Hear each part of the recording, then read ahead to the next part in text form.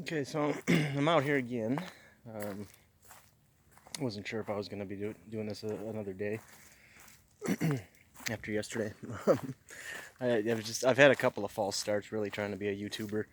I just never really felt like my heart was in it. I'm 43 years old and been working most of my life. And I don't know. I guess I just find myself at a time in my life now where if I'm going to give it a shot, now's the time. But I watched my ones from last night, and I don't know. I just don't know if this is for me, and so I almost wasn't going to come out here again. But then my package arrived in the mail today for the tripod, the phone tripod, which I'm holding it right now, but I'm continuing to walk in the woods because I usually come out here somewhat late in the evening when the mosquitoes come out, and so I kind of have to outrun them because I won't put on any chemical bug spray, anything like that. I got like a tea tree oil, holy basil mix that I spray on. Kind of helps fend them off, but it doesn't keep them away though. Even if they're not biting, the essential oil route doesn't necessarily prevent them from entirely being a nuisance. So coming out here at this hour, it's best to just keep walking. But I got my phone on the tripod right now. I'm holding it. And anyway, so then when that arrived earlier, I thought, okay, well, I guess I'll give it another shot. I just don't know what I want this to become. If it's going to be a political thing, if it's going to be an assortment of stuff, music. I feel like there's a lot of things I could talk about or discuss, and even showcase. I have a number of other interests. Politics isn't really one of them. I guess I just feel more compelled to speak up now, just in the climate that we're in. But I don't know. When I was watching a little bit of news earlier on the internet, and they announced Biden's VP pick, and so all the mayhem surrounding that right now. It's like I'm not even like um, prepared completely mentally for my day. I can't even be thinking about this stuff right now. But so I watch a little bit of that, but yeah, I don't know. There's I guess I just try to look at things in a bigger picture. I guess maybe sort of like God's point of view on things. And something that occurred to me recently was that you talk to people who know their history, and they can see how, if you look at indicators throughout history with civilizations, the things that led up to their fall, it's almost predictable. You can see it throughout, and I'm no historian, so I can't really give you many examples offhand. I think ancient Rome was one of them. It's kind of one of the more obvious ones. But these great civilizations that fall go through these series of phases and steps, and America at this time is they say we're poised on the brink of civil war, collapse, all that kind of stuff, and it can be really discouraging, especially, and I do enjoy history, and I know a bit of it, and I appreciate it, and I know that these things are true, and there's a lot of warning signs going on in the nation right now, and it's not good. But what occurred to me recently is, it's easy to slip into that thinking, but I think we also should appreciate that there's never really been a situation quite like this with a country quite like the United States of America. The United States of America it's really the first of its kind, and it's become such a big country, a big nation. You think about how it was just started by a relatively small group of people that settled from Europe. And I think as long as there are people who do know history and appreciate history, and they recognize the good things about America, if they're grateful for those things and they value things that America was founded on, like freedom of religion, freedom of speech, freedom of the press, things like family, all those values that have integrity. If there's enough people that that are around today that just know that about America and remember that and can continue to pass it on. As long as that's a conversation that we can continue to have, I think there's still hope for America. Because, like I said, this is kind of unprecedented. Throughout all the different civilizations throughout the world, there's never been one quite like America. And I think as long as, and it's we're dangling by a thread, but I think as long as America and our president declares so, that as long as we continue to be a nation that stands up for God, that's Jehovah God, stands up for Christians, as long as we continue to be a country that supports Israel, I think there's always hope. Like I think I was saying yesterday, I don't know if it was after the camera cut out, but a nation that forgets God is set up to fail. It's going to fall, and history has shown that time and time again. You can research it. You don't have to take my word for it. But I think as long as we remain a Christian nation and we continue to support Israel, if there's enough people that, like I said, we can keep that conversation going, people that appreciate America and patriotism and true freedom and liberty for everybody, those basic core values that we were taught in school, and they were right. Yeah, as long as there's enough people around that believe that, and I think there are. I think we're coming under a great threat right now, but I think that there's hope. That well, it's kind of twofold. I mean, I think we're gonna get through this wave, but it'll just come back again stronger. There really needs to be a resurgence of a conservative movement, like a conservative age, like Dr. Turley keeps talking about. Forget his first name, Jeff Turley, Dr. Turley. This is one of these guys I watch on YouTube. I'll post a link if I remember to do that. He has a very optimistic view of the future from a conservative standpoint. And it's refreshing to listen to him. I've been watching him lately, and you don't get quite the doom and gloom outlook that a lot of the other, I mean, news stations count on that, and I'm sure even smaller time journalists and guerrilla reporters or whatever, they all kind of recognize that too. It's like fear sells. And I mean, as long as the reporting's honest, I'm fine with getting stories that are fearful. I mean, that warn you. If they give you an irrational thing to be fearful of, or worried about, or concerned about, something you can be proactive about. But I'm all for that. But what Dr. Turley presents is just another viewpoint of this whole thing, and he's very optimistic. He's almost too optimistic. It's like almost sounds too good to be true. But he is convinced that there's a new conservative age rising, and I pray to God that's true. I think it's possible. I've been hopeful for that for a while. It's been hard lately to hang on to that hope. But when I started watching Brother Turley's videos, they started giving me it's inspired my own kind of more optimistic view on things. I tend to try not to just take people, at face value, just believe everything they say. And I think maybe he is a little over optimistic about some things, but it's helped me with my mindset a little bit. So, and that's important because we got to keep peace of mind in this time, during these times right now, just for ourselves. You can worry about other people's peace of mind, but if they're not worried about their own, then I don't know. Like right now, I'm just trying to stay in my own lane and ask others to do the same. Just some things that I've been going through in my life, and that's really what I need to talk about more in these videos, at least up until now, and up until before I start going off about my political views. I'm sure you'll want to know a bit about me. But I want to try and keep this candid and not scripted. I just fired up the camera and just started talking. I wasn't sure where I was going to go with this, but I guess I could say a little bit about why I'm walking in the woods right now. I'm staying with my parents. I was living down in Grand Rapids, Michigan. Things didn't go so well for me down there.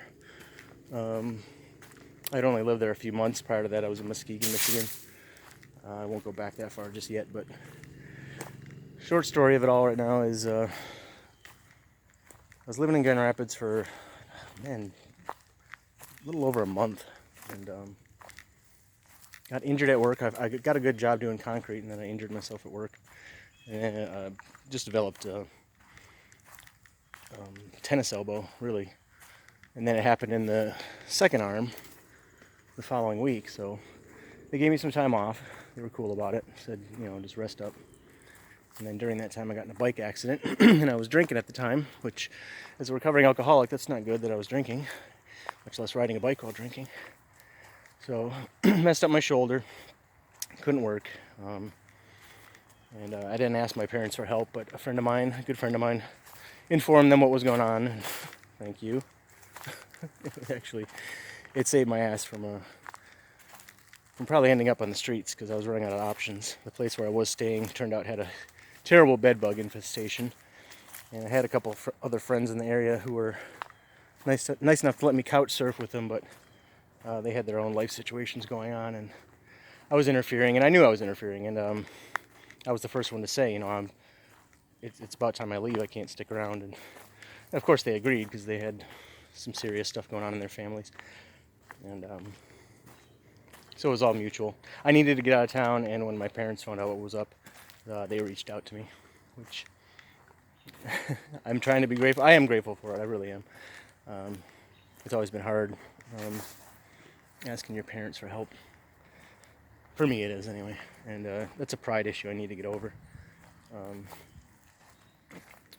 don't know why I need to feel like I should be ashamed that I've been privileged to come from a good family, from two very good parents who are still happily married. Man, I'm going down a rabbit trail. Gotta get some editing software before I put this up. Yeah, we'll see. So,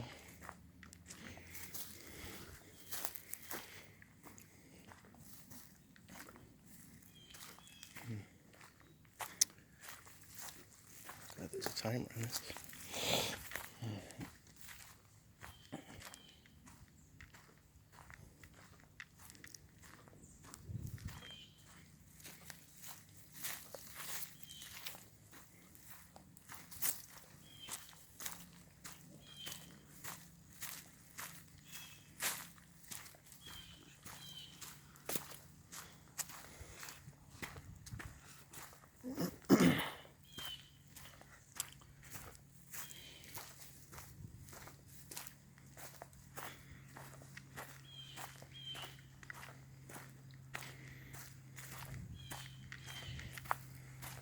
So while I'm here up north at my folks,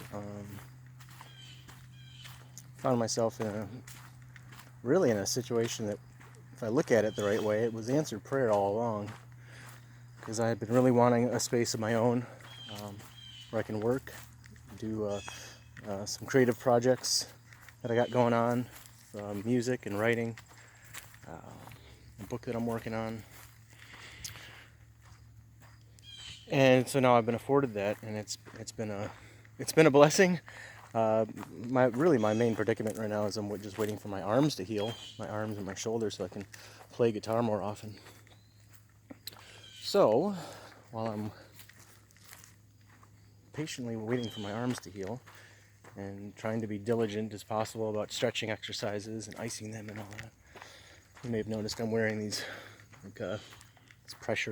some kind of pressure bands or something. You're supposed to apply pressure to those areas. I pulled these tendons pretty good, and the muscles, they're just really sore. They were already injured before the bike accident, and I think they were worsened by the accident along with my shoulder. I have probably a mild tear. At least it's what my chiropractor thinks. He didn't think I needed a what is it? MRI. He didn't think I needed an MRI. He didn't think I needed to get an MRI. I was going to, but he said if I'm able to raise my arm above my shoulder, I should be all right. But he did think that he felt a slight injury right here on the rotator cuff. Is that the rotator cuff? It's right by it. I don't know. I don't know a lot about anatomy. Anyway, so I need something to do while I'm waiting to heal. I'm working a little bit on some music stuff as I'm able. Yeah, I'm at a crossroads right now in my life, and I thank God I'm at the place where I'm at in my life right now during this current political climate. You almost kind of feel, I don't know, conjoined somehow. Like, I try to be a man of prayer. I'm not always the best at it, but I certainly pray a lot more than I used to. And it's just, I'm seeing how more and more how, God is a God who answers prayers. It's just rarely turns out the way that you expect it to. You really, you just gotta trust that He knows what He's doing. But I don't know. I just see more and more. I see His hand in all this, and that's where I gotta try and keep my focus. I think we all do. Those of us who really value American freedom and who don't want to see Marxist socialists take over this country. Even whether you even believe in God or not, I think everybody has some inherent sense that these core principles and these values, these biblical values and morals, they work. It's just kind of, they make sense and they work, and people who adhere to them tend to lead pretty fulfilling lives, even if there's still turmoil and trouble and trials. They're always the happiest people. They're always the most confident people, and even if they have nothing, they know they're blessed. They feel blessed, and so I think if you're someone who at least can recognize that, then you got to at least recognize that people who are opposed to that, which communists are. I mean, you can't have Christianity and communism or oil and water. They don't mix. Communism it really, I believe, is an antichrist. It's a spirit of antichrist. Communism, Marxism, socialism, it's all spirit of antichrist. No matter how you label it, progressivism, I don't know what it's becoming right now. It's just crazy with all this Antifa bullshit. And so anyone with any sense of integrity or morals should be able to look at that and recognize that there's some that you got to at least be able to say there's something bad about that. I think most of us recognize that it's evil. And it's scary to think that years ago, I'm going to get a little bit more into my testimony, but years ago I was quite a radical leftist myself. In fact, I was a reporter for a newspaper, a local newspaper, but I got to write opinion columns, and this was during the George W. Bush era, and this is a very red county that I live in up here, and I used to get hate mail. I used to get a lot of angry letters to the editor, people demanding that I resign or that I get fired. My editor didn't even agree with my political viewpoints. They were so radical left. But he loved me too because we were selling newspapers. Their circulation rates went up. So because the stuff I was writing was very controversial. It was stupid, really. It was stupid. I'm embarrassed by a lot of it now. That was my mindset. I was very anti-Bush, my main concern back then, what I thought was the most important issue was the environment. Global warming, all that stuff. Inconvenient truth. That was my big thing. I cared more about nature. I cared more about squirrels than I did for people. I think a lot of radical leftists are very much the same way. They really don't value human life, and neither did I. I had no problem with abortion. I had no problem with this whole, and I didn't even know that it existed until recently, but it makes sense because I guess there's a movement out there. I think it's called,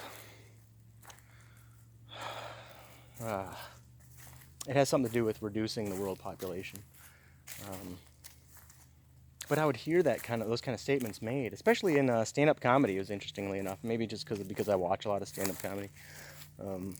But this started to be a theme I would notice in. I first noticed it in Bill Hicks, and that's where and I think that was the first time and that was Bill Hicks was my messiah back then, when I was. And by the way, when I say I was a radical leftist, we're talking like 2005, 2000 to 2009. Was when I worked for the newspaper, and so it was by 2005, 2009 standards, I was radical leftist. I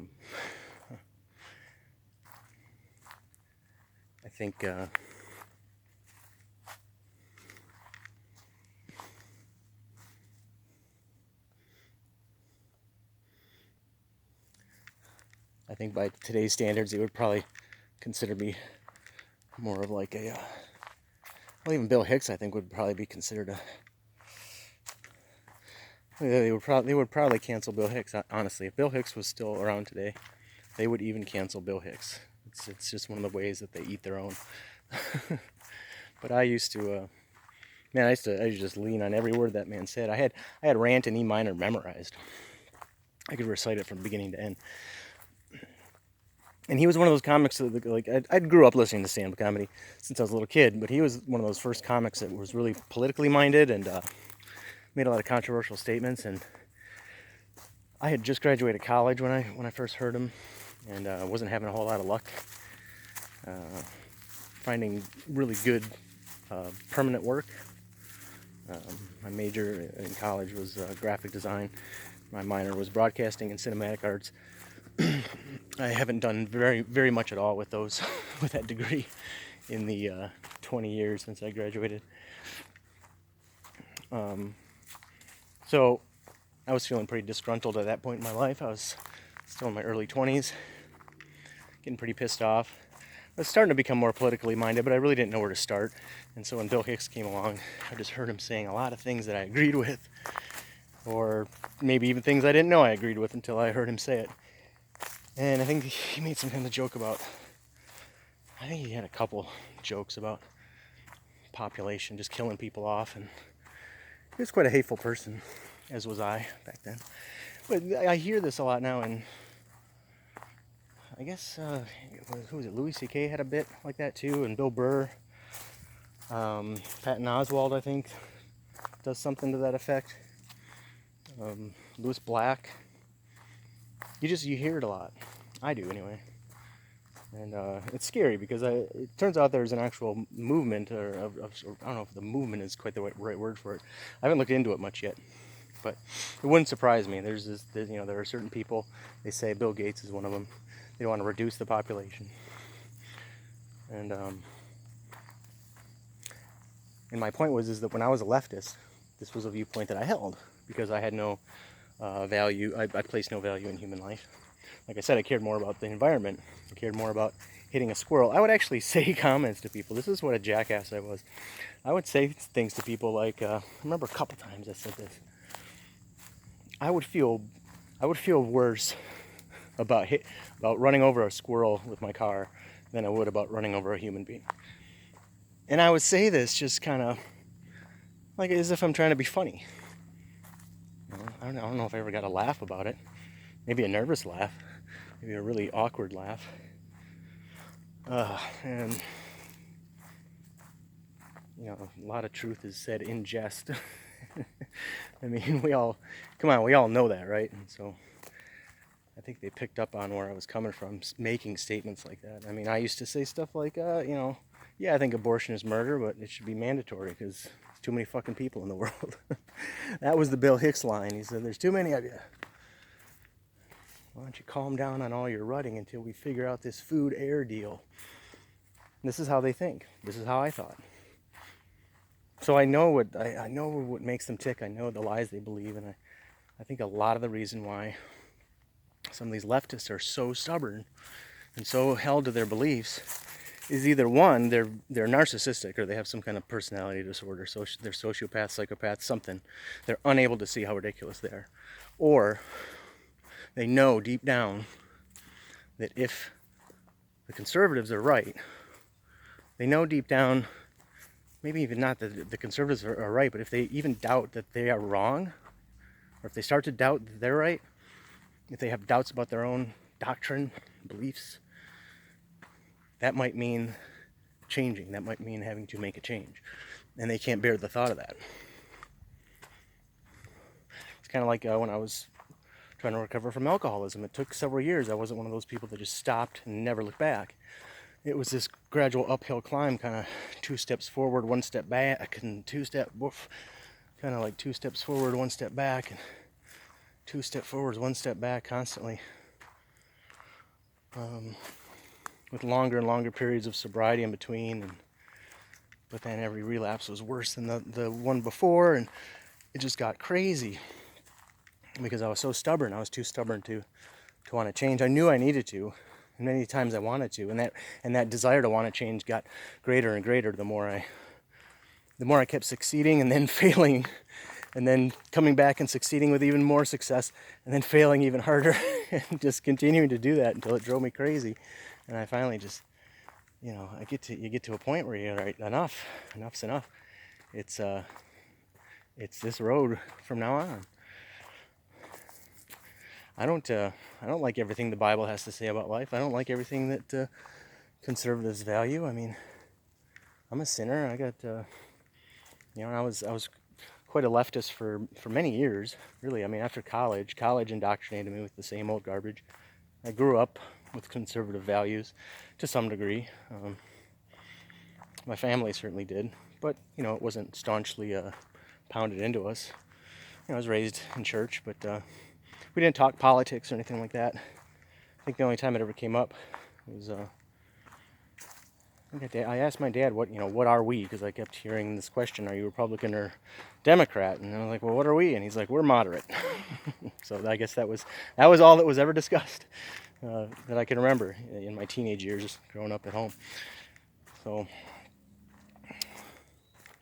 but certainly after college, I bent way to the left more and more,